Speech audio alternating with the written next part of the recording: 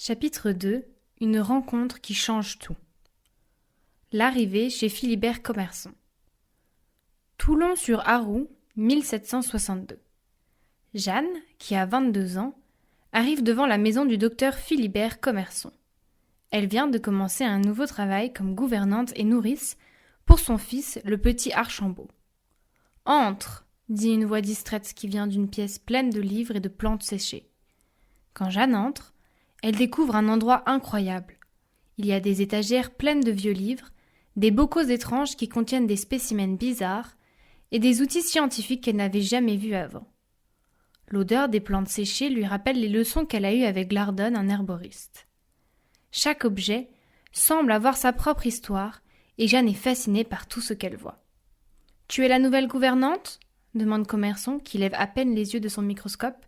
« J'espère que le désordre ne te dérange pas. La science, c'est souvent un peu envahissant. » Jeanne sourit timidement. « Non, cela ne me dérange pas, monsieur. J'aime bien travailler dans une maison où on peut faire toutes sortes de découvertes. » Une passion partagée. Un matin, alors qu'elle nettoie le cabinet, Jeanne ne peut s'empêcher de corriger l'étiquette d'une plante mal identifiée. Commerson la surprend. « Comment sais-tu que c'est une digitale pourpre et non une digitale jaune ?» demande-t-il intrigué. « Les feuilles sont différentes, » explique Jeanne. « Regardez les nervures et les bords dentelés. La tige a aussi de petits poils caractéristiques. » Commerson la regarde avec plus de respect. « Tu t'y connais en botanique ?»« J'ai appris avec un herboriste suisse, monsieur Glardon. Il m'a montré comment observer et classer les plantes. » Commerson semble impressionné. « Peut-être pourrais-tu m'aider à classer cette nouvelle collection de spécimens que j'ai ramenée de mon dernier voyage ? J'ai besoin d'une personne observatrice, comme toi. » Jeanne hoche la tête ravie. « Je ferai de mon mieux, monsieur. J'adore ça. » L'apprentissage continue. Dès ce jour, leur relation change.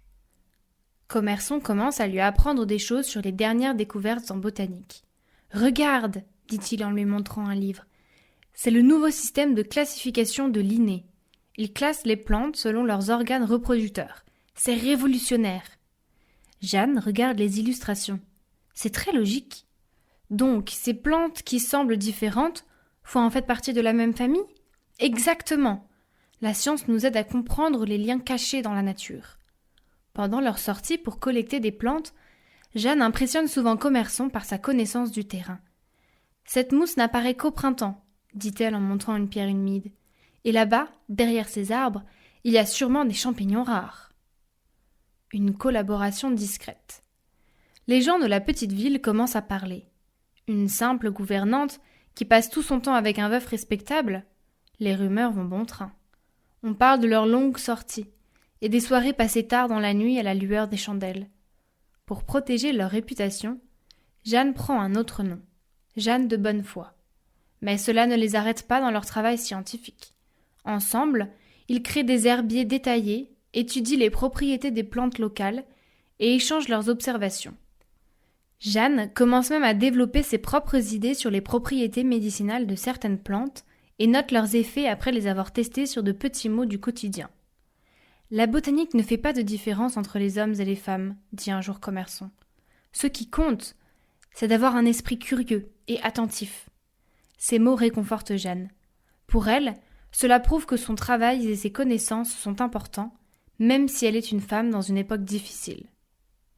L'opportunité d'une vie. En 1765, une lettre change tout. Louis-Antoine de Bougainville prépare une expédition autour du monde et cherche un botaniste. « C'est une chance incroyable !» dit Commerson après avoir lu la lettre. « Imagine, toutes ces plantes inconnues qui n'attendent qu'à être découvertes. » Ses yeux brillent d'excitation. Mais Jeanne voit qu'il a l'air fatigué et malade. La santé de Commerson est fragile, il ne pourra pas faire ce voyage sans aide. Alors une idée folle lui vient à l'esprit. « Jeanne, » dit-il après un long moment, « et si tu venais avec moi ?»« Mais les femmes ne sont pas autorisées sur les navires de la marine royale, » répond-elle. « Oui, les femmes ne le sont pas, mais les valets, si. » Jeanne comprend tout de suite. C'est risqué, c'est fou, c'est probablement illégal. Mais c'est aussi la chance de sa vie. Elle pense à toutes les plantes qu'elle pourrait voir, à tous les pays lointains qu'elle pourrait explorer. Quand partons-nous ? Demande-t-elle simplement, avec le cœur qui bat très fort. Commerçant sourit, soulagé. Nous devons nous préparer sérieusement. Le voyage sera long et difficile. Mais ensemble, je suis sûre que nous pourrons réussir. Les semaines suivantes sont remplies de préparatifs. Jeanne apprend à marcher, parler et se comporter comme un homme. Elle s'entraîne à utiliser les instruments scientifiques et porte des vêtements masculins. La première fois qu'elle porte un pantalon, elle se sent un peu gênée, mais aussi libre.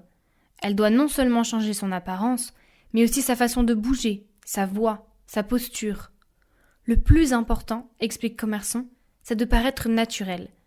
Tu seras Jean Barré, mon assistant. Tu connais déjà la botanique. Maintenant, il faut juste ajuster l'apparence.